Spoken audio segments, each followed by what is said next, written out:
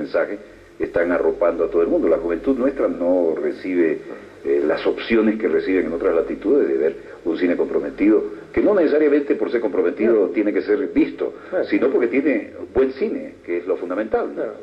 Habría que preguntarles a los europeos por qué se dejaron penetrar culturalmente tanto por los norteamericanos.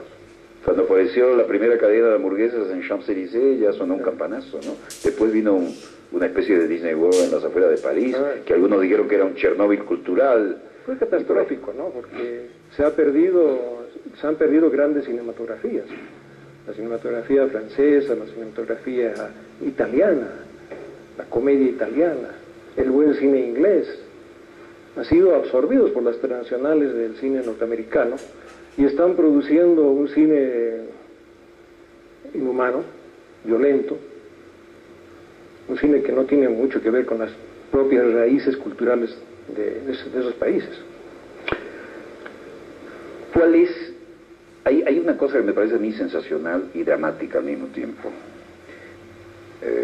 Tú produjiste una película en la cual denunciabas la esterilización forzada de las indígenas, las hermanas bolivianas, por una organización que se vendía como el gran gesto humanitario del presidente Kennedy, es decir, los cuerpos de paz. ¿Puedes hablarnos de eso? ¿Y qué consecuencias te trajo? Claro. No, pero antes quisiera agregar algo a mi anterior respuesta, ¿no? Que no sería justo decir que hoy día en Europa no se hace buen cine. Se hace buen cine en Europa, se hace buen cine. Lo que pasa es que ese cine ya no tiene la presencia que tenía antes, porque los sistemas de distribución mundial están en manos de los americanos y se ve el cine que a ellos les interesa que se distribuya. Que además tiene su mensaje, ¿no? Ciertamente. Volviendo a tu pregunta, me decías... No, la famosa película en la cual tú denunciaste la esterilización forzada. Claro.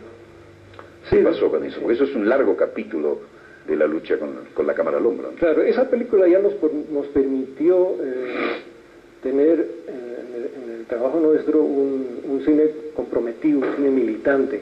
Habíamos siempre intentado participar en el proceso político boliviano con el cine, militar en la política boliviana con el cine, ¿ya? Sino que no lo podíamos hacer, no nos interesaba hacerlo a través de un partido. Dijimos, manejamos un instrumento de comunicación poderoso, ¿de qué manera podemos contribuir al proceso de liberación de nuestro país, de nuestro pueblo, con nuestro instrumento, con el cine? Se nos dio la oportunidad cuando vino una denuncia en una radio cercana a un pueblo del lago Titicaca, que decía que unas mujeres campesinas se habían quejado de haber sido esterilizadas sin su consentimiento por un grupo de norteamericanos que trabajaban en el cuerpo de paz. Entonces inmediatamente nos interesó el tema.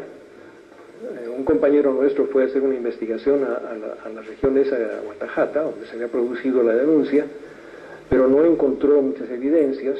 La gente no quería testimoniar, tenía miedo. Alguien dijo que sí, que eso había pasado, pero nadie se atrevía a sostenerlo. Entonces, conversando con un sacerdote católico de la región, que era un hombre muy confiable, nos aseguró que esa historia era verdadera. Y por lo tanto, ya que no podíamos hacer un documental, hicimos una película de ficción inspirada en esos hechos. La película causó un impacto tremendo en la sociedad porque nadie podía creer que los norteamericanos, los gringuitos, ¿no?, estaban esterilizando a las mujeres campesinas en un país con una población pequeña, sin explosión demográfica, con un índice de mortalidad materno-infantil muy alto. Era un crimen de lesa humanidad, era un genocidio, de alguna manera. Entonces, cuando se dio la película, cuando intentó darse la película, el gobierno prohibió la película. Se pudo dar porque se organizó una tremenda manifestación, un reclamo en la ciudad. Que la gente haga manifestaciones por un mensaje audiovisual, y la gente reclamó la puesta en pantalla de la película. Salió una manifestación muy grande, por lo menos de 1000 personas, que fueron desde el teatro, porque el teatro apareció clausurado con un letrero que decía censurada la película, se dirigieron a la embajada norteamericana pintaban el nombre de la película en las calles, en el pavimento. Y el gobierno se vio obligado a levantar la censura, porque incluso en periódicos de la derecha reclamaron por el derecho del cine boliviano a ser visto.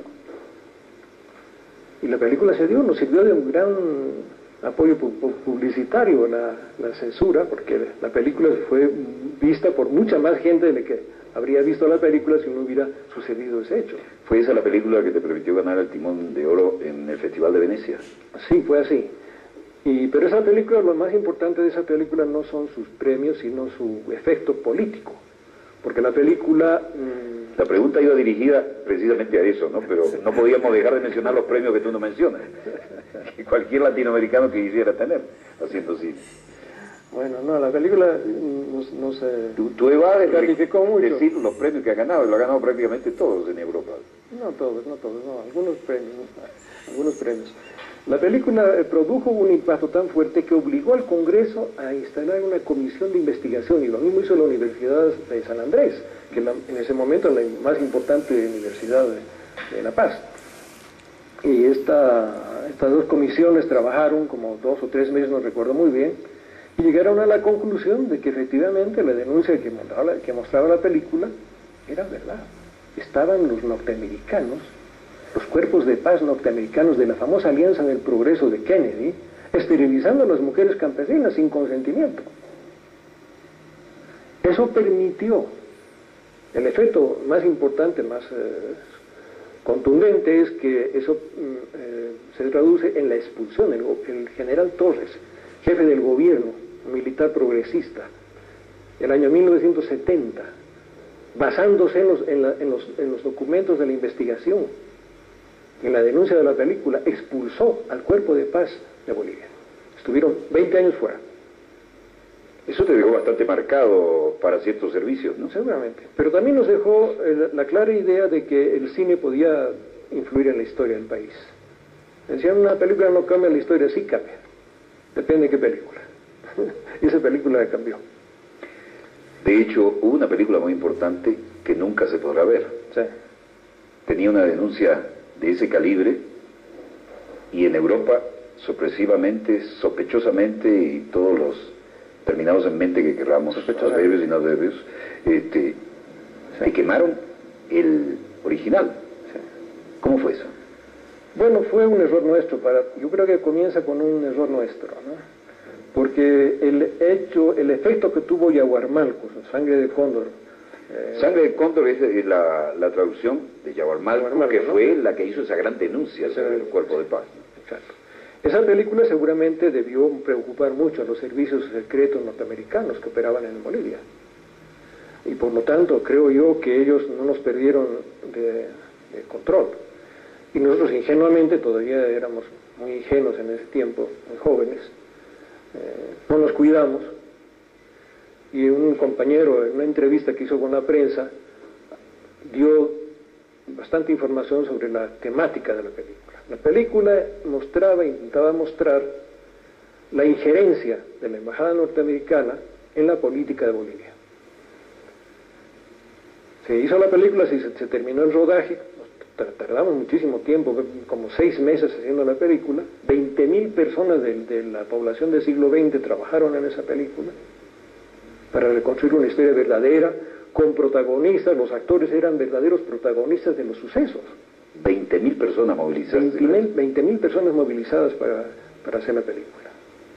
¿Y el mensaje cuál era que preocupaba tanto? No, la película estaba demostrando, la película descubría que una guerra campesina que estalló muy cerca de los centros mineros había sido una guerra campesina entre 2 grupos campesinos indígenas, montada por los servicios secretos norteamericanos. ¿Con qué fin? Porque el objetivo era acercar el ejército y controlar los centros mineros, apresar a los dirigentes. La mayor parte de los dirigentes mineros en ese momento, en ese tiempo, estaban afiliados al Partido Comunista. Y el gobierno de Paz Tensoro, que estaba Paz Tensoro, el MNR, en el poder, no cedía a las presiones de la embajada para apresar, para desmontar, descabezar esos sindicatos. Porque el MNR en ese momento de la historia estaba muy vinculado, muy ligado, muy no agradecido, diríamos, muy vinculado al movimiento minero. La revolución del 52 se hizo en buena medida también con el apoyo y participación combativa del proletariado minero. De tal suerte que la guerra